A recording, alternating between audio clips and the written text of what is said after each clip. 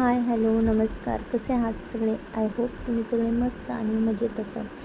तर व्हिडिओ हा शेवटपर्यंत बघत राहा आणि तुम्हाला काय वाटते नक्की कमेंटद्वारे सांगा, की आयुष्यात नाही का असे क्षण असतात जे आपल्याला कधीच अनुभवायचे नसतात, पण आपल्याला आयुष्यात तिथेच आपलं आयुष्य हे आहे ना, ते उभं करत असतं. तर झालं असं की तो दिवस आज उजाडला आपला, कारण फौजी क्वार्टर हे मला आज सोडायचे होते. हे घर जे होतं माझं, ते फक्त 4 भिंतींचं नव्हतं. हे जे क्वार्टर आहे, आर्मी क्वार्टर, ह्याच्यामध्ये खरंच इतक्या काही आठवणी असतात ना, सांगू शकत नाही. पण खरं तर हे क्वार्टर आपल्याला कधीतरी सोडावं लागतं आणि कधीतरी इथनं घरी जावंच लागतं. तर बाहेर माझी तुळसही म्हणत होती की आज आम्ही इथनं जाणार आहोत. तर बघू शकता क्वार्टर आम्ही पूर्णपणे खाली केलं होतं. सगळं सामान वगैरे लोड करायचं काम चालू होतं. हे घर आहे ना, ते फक्त 4 भिंतींचं नव्हतं. इथे आठवणी होत्या, हास्य होतं, मैत्री होती आणि खूप साऱ्या भावना होत्या. बघू शकता तुम्ही सगळं सामान इथे पॅक केलं होतं. म्हणजे नाही का जायची वेळ झाली होती, पण मन मात्र अजूनही तयार नव्हतं. सगळं सामान आम्ही हळूहळू पॅक केलेलं आणि हे आपलं बेडरूम वगैरे होतं इथे. बरेचसे जणांनी मी लाईव्ह इथनं घेत असताना बघितलेली. इथून बाहेर आपण बाहेरचे नाही का मोर वगैरे कित्येक वेळा मी तुम्हाला इथनं याच्यातनं दाखवलेले होते. आणि हे कपाट वगैरे इथलं तर बऱ्याचशा वेळा आपली लाईव्ह वगैरे हे इथनं चालायची. त्याच्यानंतर हे आपलं दुसरं बेडरूम, तेही पूर्णपणे खाली केलेलं होतं आणि सगळं नाही का सामान अस्तव्यस्तच होतं, कारण आमची पॅकिंग वगैरे चालू होती.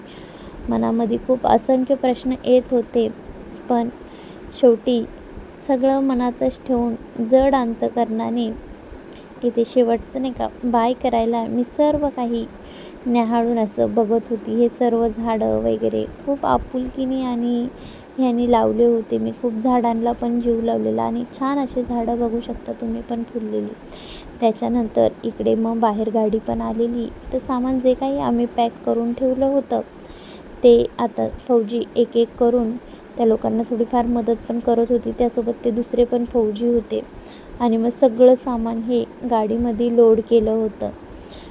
बघू शकता तुम्ही बाहेरही कसं काही वातावरण आहे. खरं तर हे फौजी क्वार्टर्स आणि इथला एरिया सोडायचं कधीच मन होत नाही, पण कुठेतरी शेवटी थांबावं लागतं. पोस्टिंग आली तर एका जागेवरून दुसऱ्या जागेवर ट्रान्सफर व्हावंच लागतं. त्यामुळे इकडे सगळं पॅकिंग वगैरे झाली. फौजींचं इकडं बोलणं चालू होतं आणि मग पॅक वगैरे झाल्यानंतर गाडी निघलेली. आता तुम्ही बघू शकता इतकं वाईट वाटतं ना खरं तर हे फौजी एरिया सोडताना. तर सामान वगैरे पॅक झालं आणि गाडी आता निघाली होती. आमची पण पुढची तयारी मला लगेच करून घ्यायची होती, कारण पटपट आवरायचं होतं. आणि आवरून झाल्यानंतर खूप इतकं मनामध्ये विचार येत असतात ना. सर्व मैत्रिणी असतात ज्यांच्यासोबत नाही का आपण राहतो. 2 ते 3 वर्षाचाच प्रवास असतो, पण इतकं अतूट नातं होऊन जातो, ज्यांच्यासोबत आपण हसतो, रडतो. कधी नाही का खूप भांडणं वगैरे होतात, तरीही जवळचे असतात. कसं तरी नंतर जेवण वगैरे केलं आणि हे जेवण ही दीदीनीच, मला साईडची दीदी आहे, त्यांनी जेवण दिलं होतं. आणि शेवटी तयारी वगैरे करून मीही बाहेर निघले. लॉक वगैरे लावायला घेतलेलं. इतकं मनामध्ये विचार असतात. मीही खूप जड अंतकरणाने दरवाजा लॉक केला आणि अखेरचा असा बाय करून घेतलं घराला. हे घर ना खरंच तुम्ही म्हणत असाल इतकं काय त्याच्यात, पण खरंच हे जे काही आहे ते फौजीच्या पत्नी सांगू शकता हे दुःख काय असतं.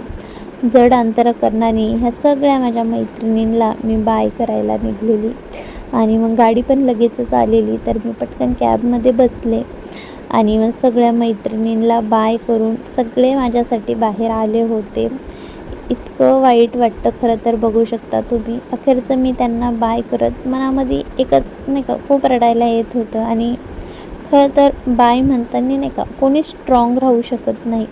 सगळ्यांच्या डोळ्यात पाणी येतं आणि मनात एकच भावना असते, हे क्षण पुन्हा कधी येतील का, कारण त्या दिवशी आम्ही खूप रडलो होतो. मन मोकळं केलं आणि शेवटी मी कारमध्ये बसले आणि मग शेवटी कार पुढे निघाली आणि मागे राहिलं ते माझं एक छोटंसं जग. फौजी एरिया हळूहळू मागे पडत होता आणि प्रत्येक वळणावर डोळे पुन्हा भरून येत होते. हैदराबादचं हे आमचं क्वार्टर, जे काही म्हणजे आमचं घर, आज खरंच मी सोडलं होतं. बघू शकता तुम्ही, हा सगळा आपला फौजी एरिया आहे आणि इथनं जाताना मनातनं इतकं वाईट वाटत होतं, जे मी कल्पनाही करू शकत नाही. आणि पुन्हा कधी येणं होईल की नाही होणार ते माहीत नाही, कारण पुन्हा फौजी एरियात राहायला भेटेल की नाही माहीत नाही. हा सगळा आमच्या मैत्रिणींचा ग्रुप सगळे मला भेटण्यासाठी अखेरचं नाही का, पुन्हा कधीच एकतर भेट होत नसते, कारण प्रत्येकाची पोस्टिंग ही वेगवेगळ्या ठिकाणी असतात. आणि मग सगळे आमचे CEO मॅडम वगैरे, त्यांनीही आमचं छान असं स्वागत करून त्यांनी आम्हाला जेवण वगैरे दिलं होतं. आणि मग शेवटी माझ्या मैत्रिणी वगैरे सर्वांना भेटून मी फौजी एरियातनं हळूहळू बाहेर पडत होते. पुन्हा माहीत नाही मला हा क्षण येईल की नाही. मग बघत सगळं नाही का, डोळ्यात असं भरवून घेत होती की हे क्षण आपल्याला कधी अनुभवता येतील की नाही इथून पुढे. शेवटी मी आता हा फौजी एरिया भरपूर मोठा आहे तो सोडला आणि मग पडलो आम्ही ते बाहेर हैदराबादच्या ह्या गर्दीमध्ये. खरं तर हैदराबादला तुम्ही कधी पण या, जेव्हा पण याल तेव्हा नुसती गर्दीच असते. आणि आता बघू शकता ट्रॅफिकही इतकी होती आणि आम्ही शेवटी ट्रॅफिक पार करून पण चाललेलो पुढे. पण नाही का, इतकं वाईट वाटत होतं ना की कितीही आपण, काही आठवणी अशा असतात कितीही विसरण्याचा प्रयत्न केला तरी आपण त्या आठवणी ह्या कधीच विसरू शकत नाही. शेवटी फौजी लाईफ आहे आणि ते असंच असतं, आज इथे तर उद्या तिथे. फौजीबरोबर फौजीच्या फॅमिलीलाही तेवढं स्ट्रगल असतं. आणि मग ह्या हैदराबादच्या गर्दीतनं मी पुढे चालली होती. शेवटी आम्ही ट्रेनजवळ पोचलो, स्टेशनला पोचलो आणि ट्रेनला अजून नाही का बराचसा वेळ होता. मग सामान वगैरे आम्ही तिथेच ठेवलं. इथे काही रूम वगैरे भेटतात सामान वगैरे ठेवण्यासाठी. मग तिथे सामान ठेवून दिलं रूममध्ये आणि मग नंतर आम्ही निघालेलो. म्हटले मला पण उपवास होता, तर मग आम्ही म्हटले थोडं काहीतरी खाऊन येऊयात. फौजींसाठी तर जेवण बनवून आणलं होतं, दीदीने जेवण बनवून दिलं होतं, पण ते होतं नॉनव्हेज. म्हणून मग हे म्हणे की चल तू पण थोडं काहीतरी खाऊन घे. खरं तर खायची इच्छा नव्हती, पण थोडं म्हणे खाऊन घे, सकाळपासून उपवास होता. आणि मग आम्ही म्हटले चला बाहेर जाऊन येऊयात, म्हणून मग निघालो बाहेर. पण इतकं नाही का आठवणींमध्ये हरवून गेल्यासारखं वाटत होतं. बाहेर आलो, थोडंसं हलकंसं म्हटलं जेवण करूयात, तर जेवणही करायला घेतलं मी.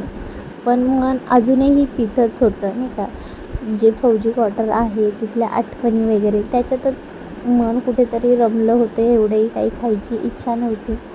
बघू शकता इथे नॉर्मल मग मी नाश्ताच केला आणि फौजींनी ज्यूस वगैरे घेतला. त्याच्यानंतर पुन्हा आम्ही स्टेशनला आलो. ट्रेनचाही टाईम झाला होता आणि मग आमचे सीट कुठे आहेत ते बघून घेतले आणि ज्याच्या त्याच्या सीटावर बसले सगळे नाही का. आम्ही बसून घेतलं. ध्रुवश्रीची तर सगळीकडेच मस्ती चालू असते.